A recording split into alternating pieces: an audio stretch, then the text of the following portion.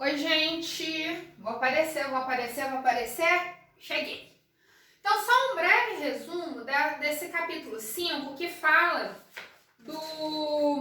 das transformações geométricas no plano cartesiano, né?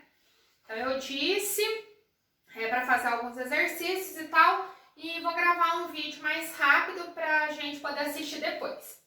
Então, plano cartesiano, né? Plano cartesiano formado por duas retas, a reta horizontal x, vertical y. Eu sempre confundi o que era vertical e horizontal, até que um dia alguém me disse assim, vertical, vivo, de pé. Nunca mais troquei. Então, vertical, vivo, de pé, né? Então, é o eixo y, chamado também de eixo das ordenadas. E o eixo horizontal do horizonte, né? É eixo x, que é o eixo das abscissas.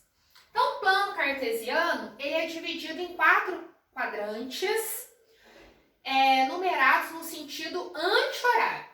Primeiro quadrante, segundo, terceiro e quarto. Isso é muito importante.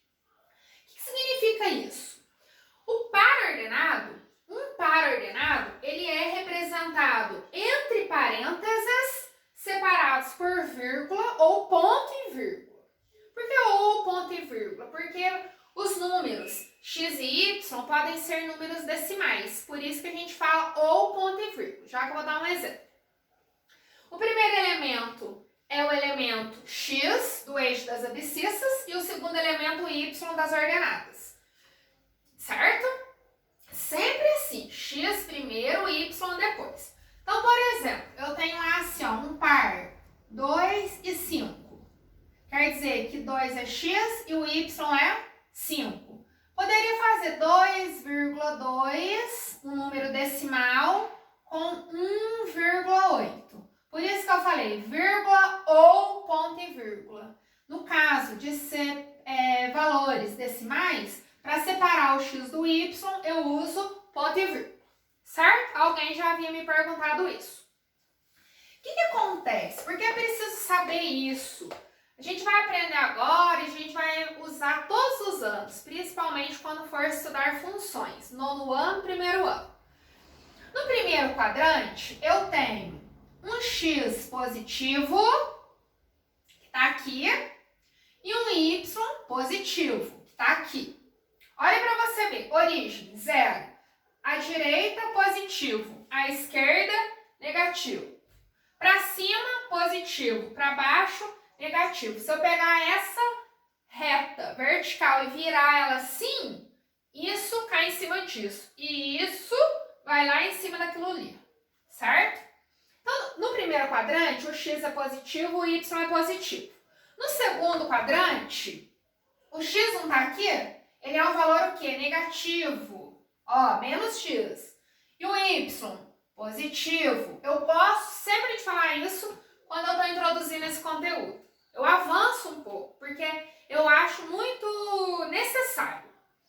Terceiro quadrante, o que eu tenho? Um par ordenado. O x é o quê? Negativo. E o y também é negativo. Então, eu tenho um menos x e um menos y. No quarto quadrante, eu tenho um x positivo e um y negativo, né? Um valor para x positivo, um valor para y negativo. E o que a gente tem, então? Então, ó, vou apagar, certo? Primeiro, segundo, terceiro, quarto quadrante. Apagando esse daqui. Uma coisa que eu brigo muito, né? Sim, eu cobro muito, graças a Deus, né? Assim, a gente não tem problema não, porque temos aulas de DG que ajudam muito isso, né? Quando você vai desenhar uma reta, hoje a gente tem folha quadriculada. Quadradinho menor, quadradinho maior. O quadro que a gente trabalha, né, o quadro que eu trabalho no colégio é quadriculado. Inclusive o que eu trabalho na escola pública aqui em Ouros também é quadriculado. Graças a Deus. Então é fácil fazer a reta. Eu nem uso a régua para traçar, por causa dos quadradinhos. Uma coisa que é muitíssimo importante, espaçamento. Régua régua, ela vem cheia de risquinho. O risquinho, régua, sem aquele risquinho, só serve para fazer uma reta. Uma reta reta ou uma reta torta, né? Tanto faz. Mas os risquinhos são para a gente medir a distância. Então, você pula lá numa folha quadriculada, 2 quadradinhos aqui para colocar o número 1. Para você colocar o número 2, você pula 2. Você colocar o número 3, você pula 2. Você vai colocar o menos 1. Ah, vim aqui, pulei 1 quadradinho, você já errou tudo.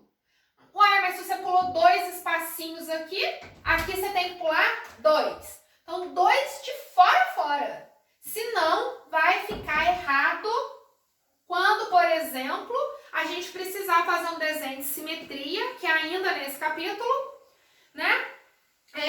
A gente vai ver que não vai existir simetria. Por quê? Porque pula 2 de um lado, 1 espacinho do outro, não vai ficar com o mesmo espaçamento, vai ser errado. Eu cobro muito isso dos alunos, né? Então, a régua, ela vem com aqueles cisquinhos justamente para isso.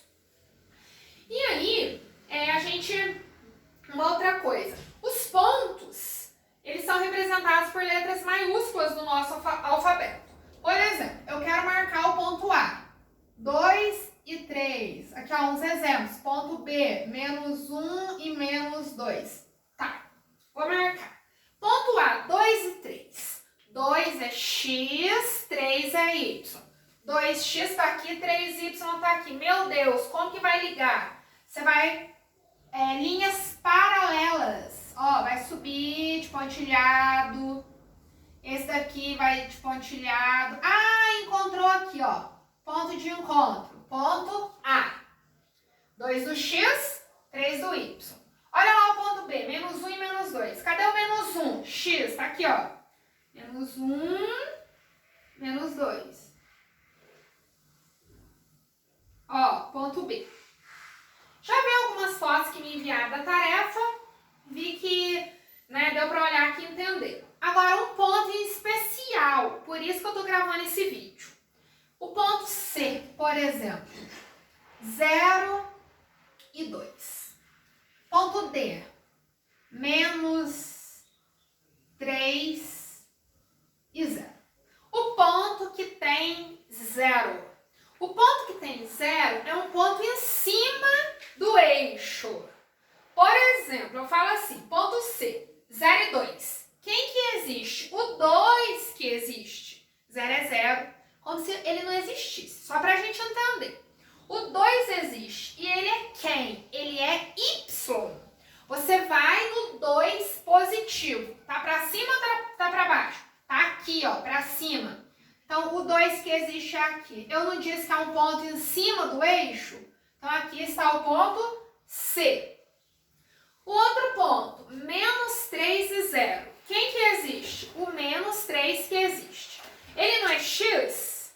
Então, é um ponto, o ponto com 0, o par ordenado com 0 é um ponto em cima do eixo. Menos 3 existe, menos 3 é X, é o primeiro elemento. Cadê o menos 3x? Ah, tá aqui, ó. Tá aqui menos 3x. Então, é esse ponto aqui, ó. Ponto D de dado. Então, era isso que eu queria falar para vocês, tá certo?